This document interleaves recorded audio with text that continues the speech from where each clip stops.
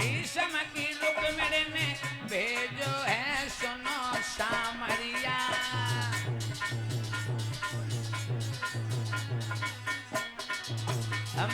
भीषम की लाड़ो ने भेजो है सुनो सामरिया।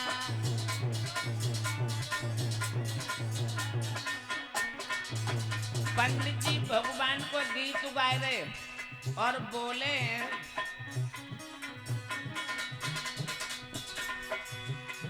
दोपहरी बिलमाए ले, दोपहरी बिलमाए ले, जाई बगिया में दोपहरी बिलमाए ले, जाई बगिया में दोपहरी बिलमाए ले।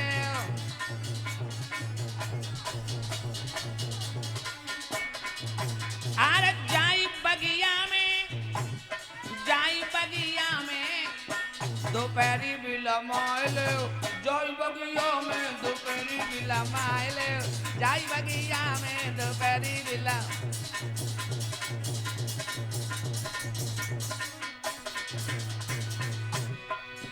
अरे चलत चलत मेरी पैया पिराने,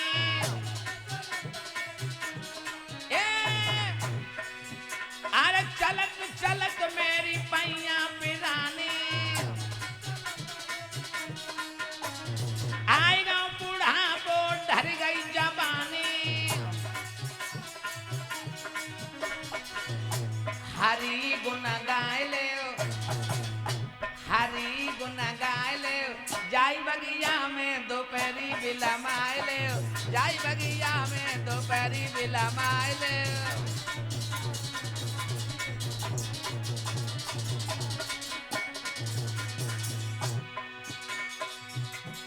शीतल एक वृक्ष की छाया, ब्राह्मण ने आसन नीचे लगाया। लाए सोई खाए ले, लाए सोई खाए ले, जाई बगिया में दोपहरी बिलमाए ले, जाई बगिया में दोपहरी बिलमाए ले।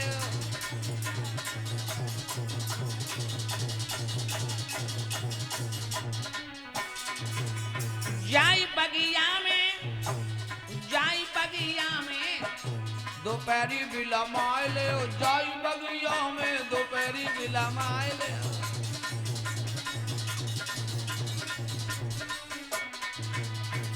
पंडित जी भगवान को गीत गाते रहे और बाई बगिया में एक वृक्ष के नीचे लेटे गए, हाय सोए गए। निदिया सौत ने दबाई गई, नींद आई गई नींद।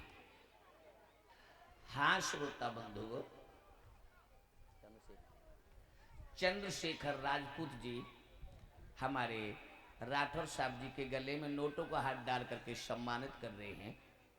धन्य है, परमात्मा से प्रार्थना करने की भगवान मनोकामना पूर्ण करे, मंजिल को आसान करे, खजाना भरा रहे। श्रोता बंधुओं,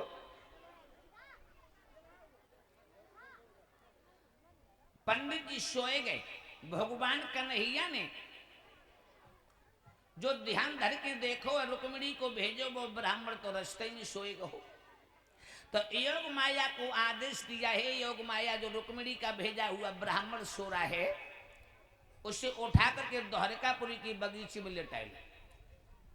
उसी समय भक्तों वो योग माया चली है और पंडित जी को उठाओ द्वारकापुरी की बगीचे में लेटा दिया। और जो ब्राह्मण की आंखें खुली तो चारों तरफ देखने लगे, चारों तरफ देखने लगे हैं। अरे हम कहाँ आए गए? ये नए वृक्ष, नई हवा, नया वातावरण, हम कहाँ आ गए? अरे आगे बढ़े तो द्वारपाल खड़े हुए थे। द्वारपाल, श्रोता बंधुओं, द्वारपालों से पंडित जी बोले, भैया ये कौन सो नगर है? द्वारपाल कहेंगे द्वारका 6। आएगे वही गो काम।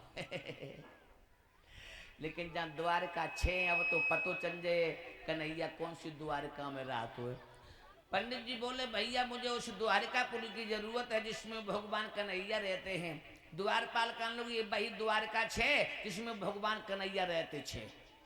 पंडित जी कहने लगे जो बटरिया ने खूब चक्कर में डालो जब द्वारे के उछे कन्हैया उछे पता ना कौन के लिए चिट्ठी लिख के भेजी, अगर का मैंने और को पकड़ा दी तो बटरिया और खाम खाम में नाराज हो। तो पंडित जी बोले द्वारपालो मुझे उस द्वारकापुरी की जरूरत है जिसमें बलराम जी के छोटे भैया भगवान कन्हैया मुरली मनोहर रहते। तो एक पहरेदार समझ गो कान लोग भैया जो पुरबिया है, पुरबिया जैसे है कहो तो जो समझे वो है। तो याद रखना भक्तों, हरियाणा में कहते छे और अपने यहाँ कहते है और गुजरात में कहते छे। ये द्वारकापुरी गुजरात में बसी है। गुजरात में, गुजरात के वर्तमान प्रधानमंत्री साहब नरेंद्र मोदी गुजरात के रहने वाले। तो श्रोता बंधु और द्वारपाल कहने लगे पंडित जी ये वही द्वारकापुरी है जिसमें भगवान कन्हैया रहते हैं। पंडित जी कहने लगे ऐसी क्यों ना कह रहे हो, तो छक्का रुपये ने घूमा तो काय करे चूतिया बना रहे हो, चल कहाँ है भगवान कन्हैया ले चल। उसी समय एक पहरेदार पंडित जी को लेके चलो और भगवान के बीच कचहरी में जाकर खड़ू कर दो। अब पंडित जी चारों तरफ देखने लगे, कन्हैया दिखाई न पड़ रहा। बलराम भैया सिंहासन पर बैठे, कन्हैया ने कहा थोड़ी दूरी पे बैठो। हाँ, बलराम जी कहने लगे कहिए पंडित जी कहाँ से आए हो, कहाँ के रहने वाले हो, क्या काम है। तो पंडित जी कहने लगे मैं काम तो तुम्हें नहीं बताएंगे, लेकिन मैं रहने वाला है, कहाँ का रहने वाला हूँ, मैं कुंदनपुर का रहने वाला हूँ, जहाँ के राजा का नाम भीष्मक है। भीष्मक काम क्या, काम नहीं बताएंगे। कन्हैया कहाँ, कन्हैया बताओ है। तो उसी समय बलराम भैया कहने लगे देखो पंडित जी कन्हैया वो बैठो कौन है, वो कालो कलूटो टेढ़ो मेढ़ो। और जो देखो पंडित जी ने, पंडित जी कहने वाले बेटरिया ने कहा देख लो जाए बजो मरे बैठे जी तो कालो कलूटो है। और तब तक भगवान ने तिरछी नजर से निगारे और दो। अब पंडित जी कहने लगे जो ढेड़ा और वो बेटरिया ठगी गई जो मरे बैठी। उसी समय भगवान मुस्कुराने लगे। तो भगवान के मुस्कुराने की चमक पंडित जी के अंतःकरण में जाकर के छिपी है। अंतःकरण में पंडित जी टकटकी लगा के देखने लगे हैं। आहा, बलराम भैया कहने लगे कहिए पंडित जी क्या देख रहे हो, क्या हमारे तुम श्याम को नजर मारोगे। नहीं नहीं नहीं नजर नहीं मारूंगा, एक काम तुम्हें ले जाकर के थोड़ी सी बात करनी है, बात। ठीक है ले जाओ, दक्षिणा अच्छना की बात हो, हम कम दे दो वो ज्यादा दे दो तो ले जाओ। तो उसी समय एकांत में ले गए हैं पंडित जी कन्हैया को और रुक्मिणी वाली चिट्ठी निकाली और पंडित जी ने और भगवान कन्हैया को ले और जो बस चिट्ठी पढ़ी भगवान कहने लगे पंडित जी ये किसकी चिट्ठी है, पढ़े ना है अम्मा कक्का ने पढ़ाओ लिखाओ ना, हाँ ये किसी लड़की का पत्र है। पंडित जी कहने लगे हैं ये राजा भीष्मक की बेटी रुक्मिणी का पत्र है और राजा भीष्मक की बेटी रुक्मिणी तुम्हें बहुत चाहती, तुम्हारे साथ वो शादी करने के लिए तैयार है और अगर कन्हैया तुम ना पहुंचे तो वो लड़की मर जाएगी, तुम्हें जिंदा न मिले। सोई पंडित जी को भगवान कन्हैया ने चिट्ठी ले पकड़ाई, ले तो चिट्ठी ले जा और जाए के वो रुक्मिणी को दे दियो और शिशुपाल की दासी बन के चली जाए हमारे कब्जा से बाहर। एकदम से पंडित जी चौक पड़ गए, नहीं नहीं वो लड़की मर जाएगी, तुम्हारे बिना जिंदा नहीं रहेगी, मर। श्रोता बंधु वो भगवान कन्हैया कहने लगे हैं पंडित जी जाओ। तो पंडित जी घबरा गए, नहीं कन्हैया तुम्हारे बिना वो लड़की मर जाएगी। तो उसी समय लोगों कन्हैया कहने लगे हम तुम्हारे संग कैसे चले। अब बड़े भैया बलराम लोग को जानना नहीं क्योंकि अब हम सियाने वेले छोटे में बड़े ऊधम नहीं आते ना और चुनरिया फाड़ देते, मटकिया भो देते, गैया बछड़ियां ढींग देते, अब नहीं जान दे। तो पंडित जी कहने लगे अकल बताओ। हाँ एक अकल है, कन्हैया बोले हैं एक अकल है। पंडित जी भगवान बोले पंडित जी सुबह जब तुम्हारी विदाई हो ना तो बड़े भैया बलराम और हम और 10-20 लोग तुम्हें विदा करने के लिए चले। तो द्वारिकापुर से जब बाहर पहुंचे तो भैया कहते हैं पंडित जा, सोई तुम चलने के लिए पैर उठाइए तो खांसन लगी हो, हापन लगी हो, लोटन लगी हो। तो हमारे कहे भैया ब्राह्मण दूर हुआ चलो नहीं जाते हो। तो भैया मुझे आज्ञा दे दी और रथ में बैठा के तुम्हें कुंदनपुर छोड़े, उधर से रुक्मिणी को भी बोलो कर ले। पंडित जी कहा कन्हैया बातें बना गो तू अम्मा के पेट से गया, चलो चिंता ही मत करो। पूरी रात पंडित जी ने बिताई। सुबह हुआ तो पंडित जी की विदाई भई। बड़े भैया बलराम कन्हैया सब लोग विदा करने के लिए चले और कुंदनपुर उसी समय भगवान कन्हैया बलराम भैया बोले जा पंडित जी सीधे चले रहियो रास्ता में रुकियो मत ठीक ना अंधेरो हो जाए और जो चलने के लिए पैर उठाओ सो पंडित जी खांसन लगे। पंडित जी मरो ब्राह्मण जय के राम मरो ब्राह्मण पंडित जी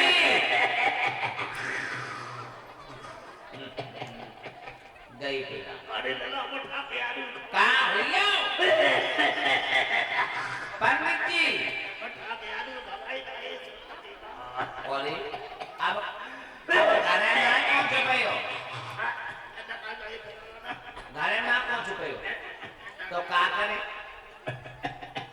पंडित जी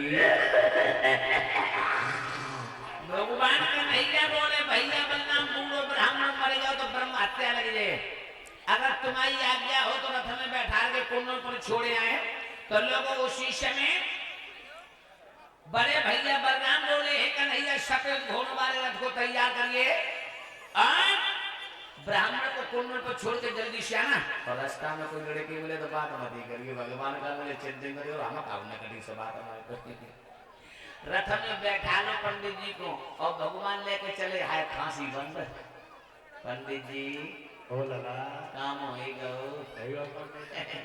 अब धीरे धीरे रथ जाएगा वो धीरे धीरे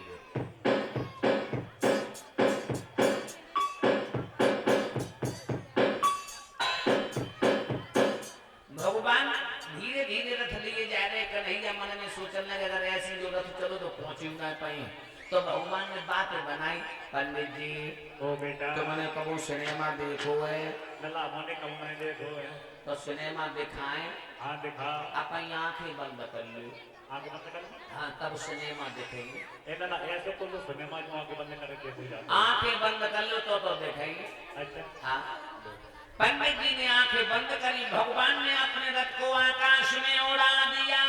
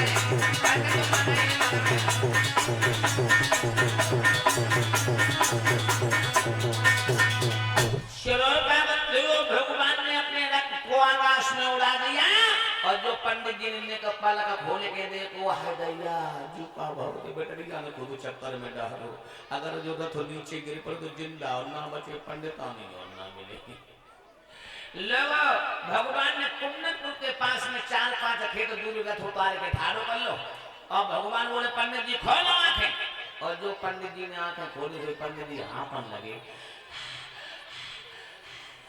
भगवान का लगे कहा बात है पंडित जी कोई बात नहीं करेंगे कोई बात नहीं देखो जी कौन सो न करूँ जो पंडित जी द्वारे जी तो कुंदन करू है आए गए अरे आए गए बड़ी जल्दी आएंगे क्या भैया ऐसे सिनेमा का मैंने कब ना देखो और जो भगवान में चारों तरफ फौजें लगी वही देखी तो भगवान कहने लगे पंडित जी ये क्या है पंडित जी कहने लगे ये फौजें लगी हुई हैं शिशुपाल की फौजें हैं भूसुरबा की फौजें हैं दंतवक्र की फौजें हैं और जरा सिंधु पर आते ना आओ जरा सिंधु आओ हाँ सो एगो भी आओ दोनों पंडित जी जाओ मैं बेटरिया से जाके कह दी शिशुपाल की दासी बन के चली जाए हमारे कमदा से बाहर सो एकदम से पंडित जी चौक पर कहने लगे नहीं कन्हैया बोल लड़की तुम्हारे बिना मर जाएगी जिंदा नहीं रहेगी तो भगवान का लगे मर जाए तो हम क्या करें एक बात जो बताओ चारों तरफ फौजें लगी हम अकेले हमारी तो पेश होना चाहिए तो पंडित जी कहने लगे कन्हैया कोई अकल बताओ। हाँ एक अकल है कि अगर तुम रुक्मिणी को गांव से बाहर भेजोगे तो हम धरे नहीं देंगे हमारे कब्जा से बाहर।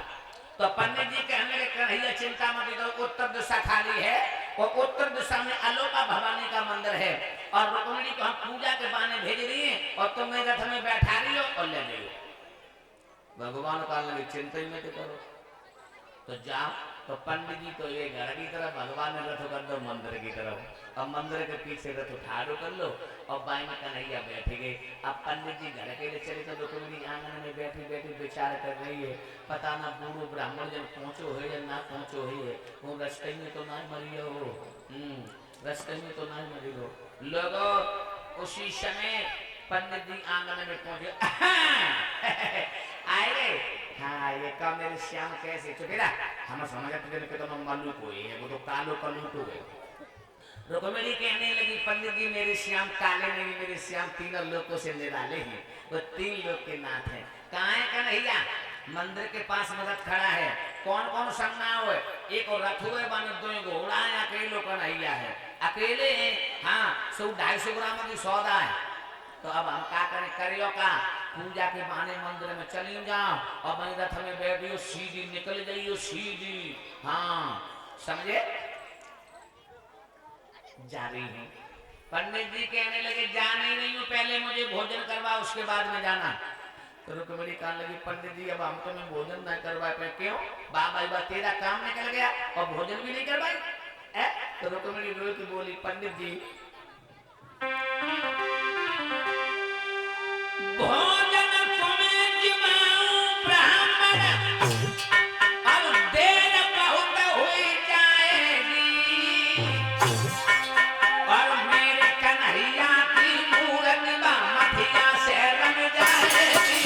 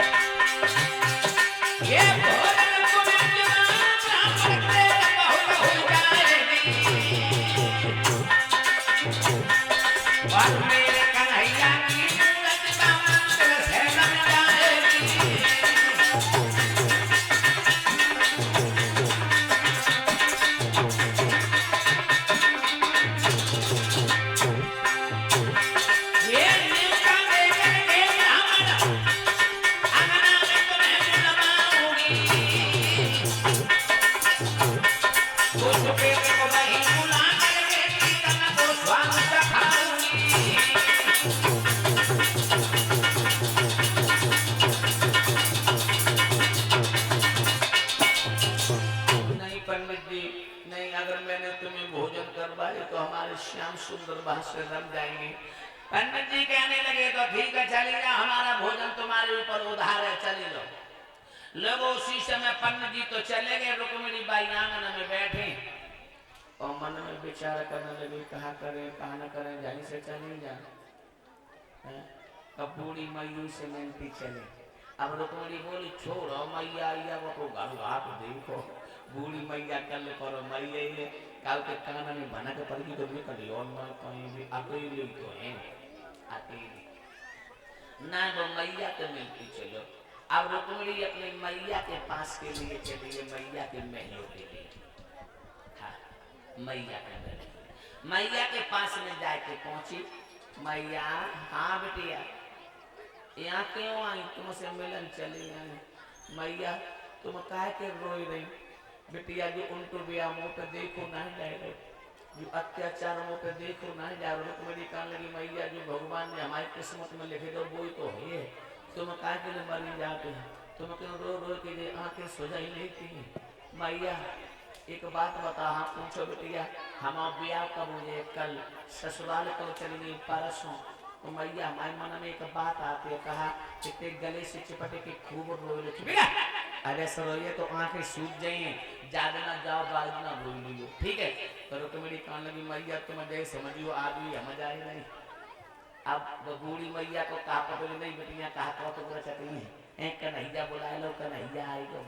हाँ गले से चिपट गई, रोने लगी के दुल्हन बन के चली ससुराल दुल्हन बन के चली ससुराल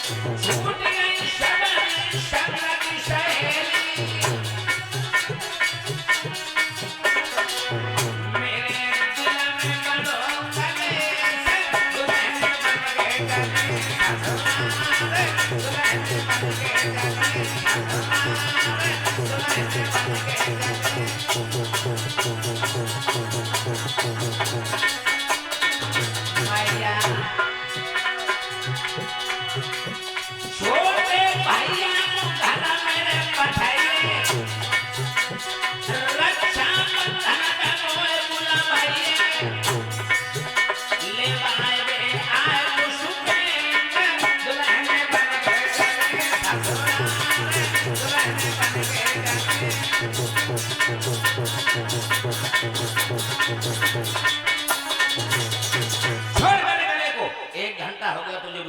समझे? अभी सुनोगी तो यहाँ के सूझ जाएंगे। है रुक्मिणी चुनरी मैया मंदिर में पूजा करने के लिए जाएंगे। 4-5 लड़कियां खड़ी हो जाओ और रुक्मिणी को मंदिर में पूजा करा के लौटा के जल्दी से लाना।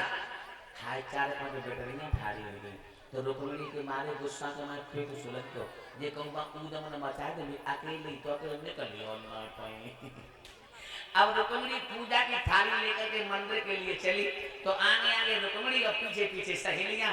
तो रुक्मिणी काल से बोल नहीं रही। अब एक लड़की कहने लगी और बहना रुक्मिणी बोल नहीं रही तो एक लड़की कहने लगी बहना बेया को घमंड दो सो चटक ही जाती राजा की बेटिया है, राजा की बेटिया। लड़कियां बातें कर रही हैं और रुक्मिणी भगवान के ध्यान में मगन है।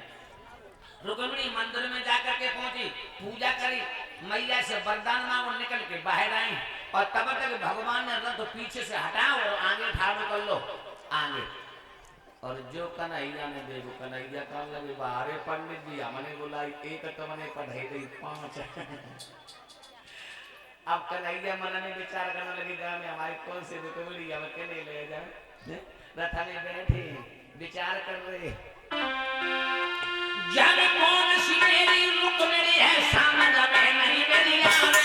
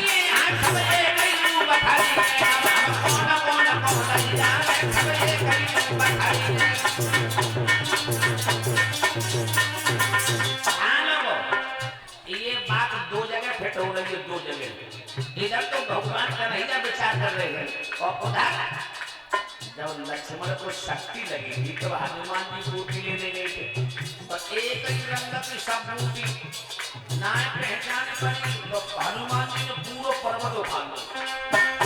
अरे हनुमान पर्वत पर पहुंचे मन में फिक्र बड़ी ए हनुमान पर्वत पर पहुंचे मन में फिक्र बड़ी और एक ही रंग की सब बूटी है ना पहचान बड़ी कौन कौन कौन ले जाने सब एक ही रंग पठाई आया कौन कौन कौन ले जाने सब एक ही रंग पठाई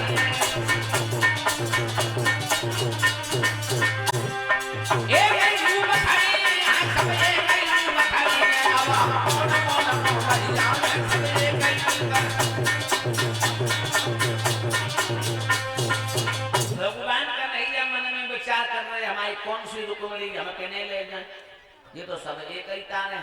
और रुक्मिणियों पे मन में विचार करने लगी अगर जो कन्हैया ने मोजना पहचाने पाओ तो हमारे बदले में कोई हमारी सहेली घरे ले चले जाए तो दो को हो जाए। तो जोन से हाथ में कंगन बनो तो और भैया कोई कंगन बांधो हाथ निकालो कन्हैया ने और अपनी सहेलियन से बोली है वो रुक्मिणी इशारों करके बोली कन्हैया रथ में बैठे तो रुक्मिणी क्या बोली सहेली से, बहना ये फौज किसकी, भूसुरबा की, ये फौज किसकी, दंत बकर की, ये फौज किसकी, शिशुपाल की, और जो कंगन वालों हाथ कन्हैया देखो कन्हैया समझ लीजिए ये क्षमा छम लो। एकदम से भगवान कन्हैया बोले इधर आ इधर आ। अब और लड़कियां बोले कौन होते तुम बुलाने वाले, तुम्हें मालूम नहीं राजा भीष्म की बेटी मंदिर में पूजा करने आई, कौन हो तुम। अब रुक्मिणी बोली चुप रह, बात है मसोरी तू बीच में दादी बन जाते, तूने कच कहले कि ना अभी गांव तो ना हट पीछे। हाय राजा की बेटिया हाय लड़कियां सब पीछे हट के ठाड़ी हुई और रुक्मिणी ने कहा आगे बड़ी ने कहा आगे और काबू भी भगवान से रुक्मिणी क्यों तुम कहां रात हो, भगवान कन्हैया बोले हम हर जगह रात है। अब एक लड़की कहने की देखो बहना सपा सिर रही है जिस जी पूछी तुम कहां रात हो, तो हर जगह रात है, एक आदमी कहां रह लिए। अब उन लड़कियों को क्या मालूम भगवान के लिए कोई भी जगह खाली नहीं, भगवान तो हर जगह निवास करते हैं। तो रुक्मिणी बोले क्यों तुम्हारे गले में क्या है, ये मड़ियों की माला, और तुम्हारी कमर में क्या है, बसुरिया बजा लेते हो, हाँ बड़ी सुंदर, तने के मुझे बजा के सुनाई दो। भगवान का लगी और का हमने बजाई बसुरिया और चारों तरफ लगे दुश्मन मार के तो दी बसुरिया, हम बजाएंगे नहीं ना बजाए, हाँ तने के मुझे दिखाई दो। कन्हैया कहने लगा मत दिखाइए ना, क्यों ना दिखाई हो, कि जो हमारी बसुरिया देखता है वो दोबारा देने का मन नहीं करता, वो चुरा लेता है, हमारी बसुरिया बहुत सुंदर है। तो रुक्मिणी कहने लगी सो के तनी कीमती बसुरिया छाती तुम कहां जाने हो, तो भगवान कहने लगे कीमत पूछ रही, हाँ तो सुना कितनी कीमती बसुरिया, कन्हैया बोले तो कुबेर घराने को पेड़ जमो मैंने बंसी के नाम कराए धरी है,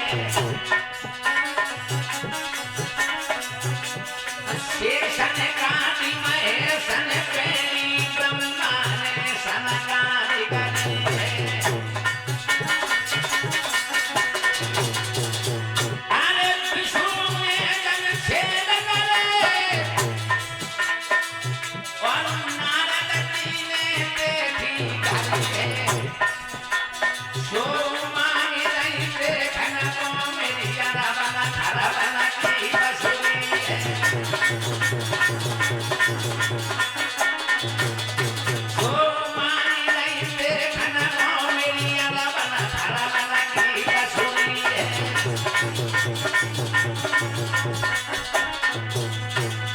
बताओ भला इतनी कीमती बसुरिया हम तुम्हें कैसे दिखाई दे, कैसे न दिखाई दे।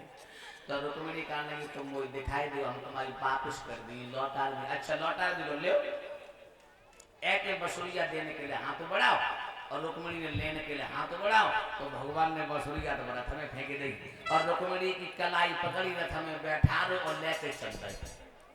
जो रथ बढ़ो और भैया बेटरिया बहाजी, राजा भीष्म के आंगन में पछाड़े खाई दे पड़ी, ओ मैया गजब होई गो, ओ मैया गजब होई गो, ओ मैया गजब होई गो। रुक्मिणी की मैया कहां, रुक्मिणी कहां है, रुक्मिणी कहां है। एक लड़की कहने की मैया मंदिर में पूजा करने के लिए गई, तो वहां कालो कलू तो चलो आओ, और बहन रुक्मिणी तो रथ में बैठा के ले दो और देव घरी चलेगी, उन्होंने हाथ करना फड़फड़ाए। रुक्मिणी की मैया समझ गई भगवान कन्हैया आएगा, कन्हैया कन्हैया कन्हैया। श्रोता बंधु एकदम से रुक्मिणी के मैया बोली चुप रहो, कोई ना भगवान है कन्हैया है, चुप रहो कोई ना। और तब तक रुकम आ गया, रुकम कहने लगा चुप नहीं रहा, कौन है जो हमारी बहन रुक्मिणी को लिए जा रहा है बोला। तो एक लड़की कहने लगी भैया मंदिर में पूजा करने के लिए गई, तो कालो कलू तो चलो अब बहन रुक्मिणी को रथ में बैठा लेगो, आ गया द्वारकाधीश जिसकी मौत हमारे हाथों से है। हाँ श्रोता बंधु